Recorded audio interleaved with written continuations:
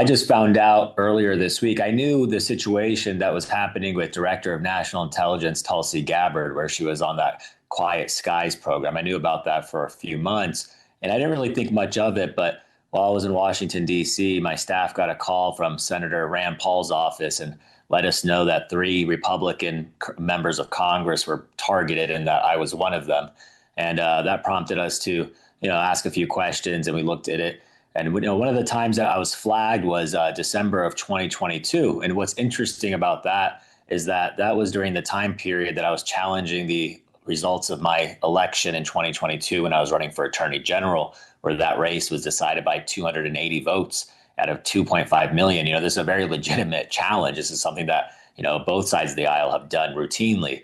Yeah, so you don't know if that was if that had a factor, and I would assume so, because at the time, it was such a hostile environment with President Biden when he was in power. I mean, my God, they were calling MAGA fascist. They were calling us threats to democracy constantly.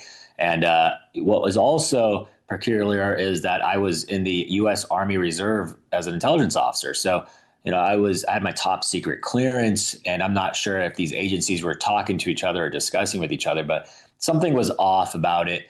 And I'm glad to see that the Senator Rand Paul got to the bottom of it, and also that Department of Homeland Security is now effectively terminated the Quiet Skies program as well. Also, it's odd that there was only three Republican members of Congress that were targeted. I mean, I'm assuming, there's Democrats who have a lot of interesting travel here that I serve with as well, or, I'm sure that there's things that would flag them. So it makes you question, what the Biden administration, who they were focusing on, who they were targeting specifically. I mean, look at Tulsi Gabbard. I mean, what a complete 180 for now to have her be running the intelligence agencies as Director of National Intelligence. And it goes to show you, what we were fighting. And when Biden was in charge, it was a compromised deep state. But for them to continue to watch me, even during my race for Attorney General, when I got back from my Army deployment, I got back in September of 2021, serving overseas in Saudi Arabia. And then that's when I decided to run for office.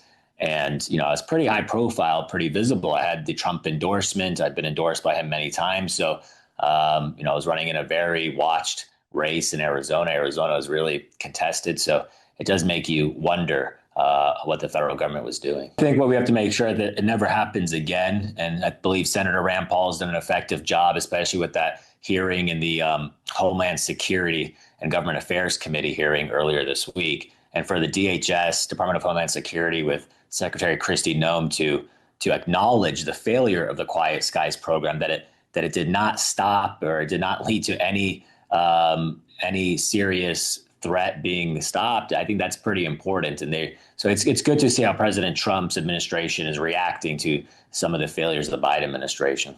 It sadly doesn't surprise me. I mean, at the time, if you remember, I mean, banks were shutting down accounts if they promoted conservative viewpoints, if they were selling ammo or guns. And the banks were being pressured by the Biden administration. You had social media companies censoring political voices that they didn't agree with. So, it shows you the depths that the federal government, how much sway they have, not just within the bureaucracy of the government, but also with private organizations and private actors as well.